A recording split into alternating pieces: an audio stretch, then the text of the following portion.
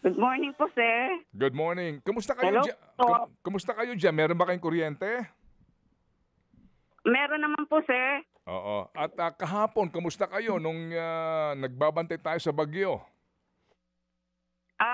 Pabugso-bugso po dito, sir, yung ulan po tsaka yung hangin po. Gabi na po yun eh, nung malakas po yung hangin. Okay. Pero Opo. safe naman kayo, Agnes. Opo, opo. All right. Oh, si Agnes Angela ay may Good may morning. pitong anak. Opo, sir. Pipito lang?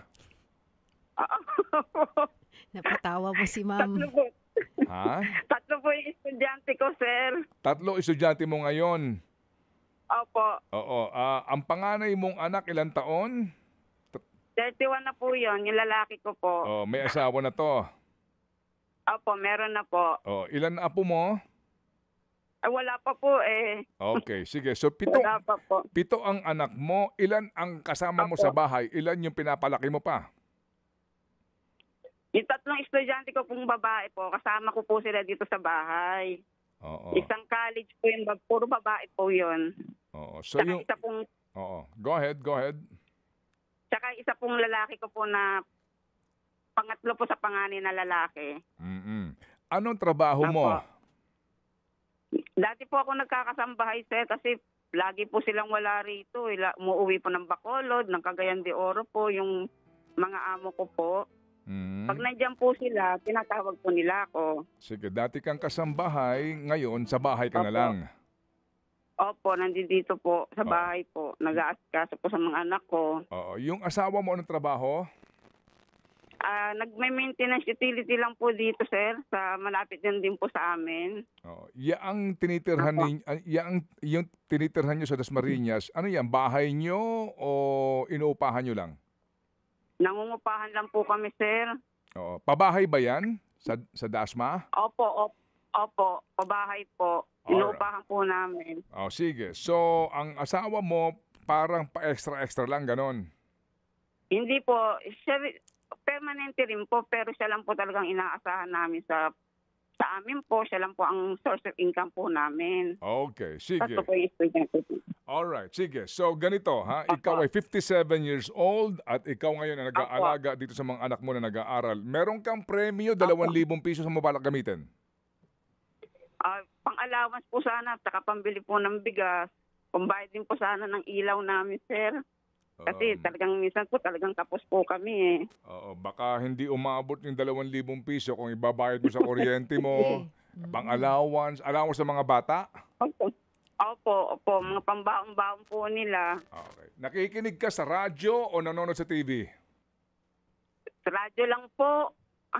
Radyo. Matagal niyo na po akong listener, sir. Ngayon lang po talaga ako naglakas loob na tumawag sa inyo. Talaga ba nakikinig ka sa amin?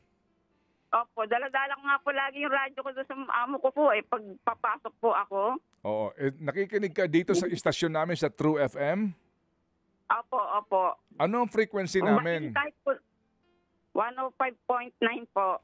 105.9 sa FM. Opo. No?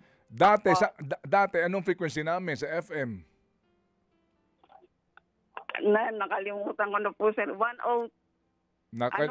Nakalimutan mo, 92.3. 92.3. 92.3 po, opo. Oo. Kasunod po niyo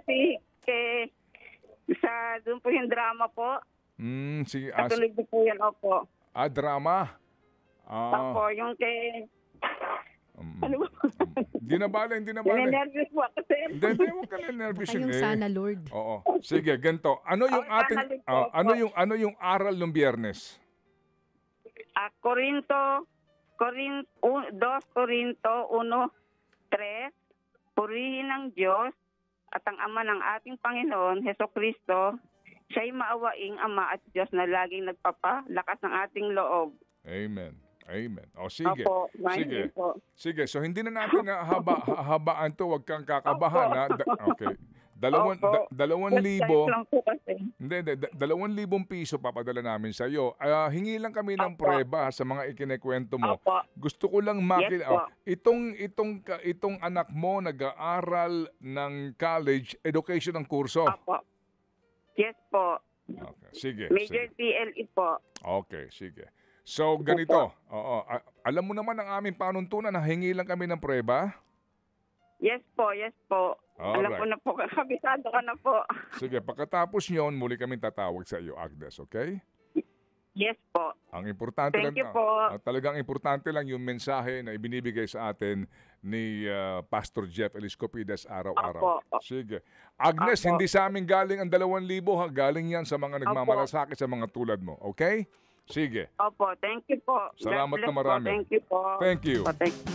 Mga kapatid, brothers and sisters, saan ka pa? Dito na tayo sa totoo.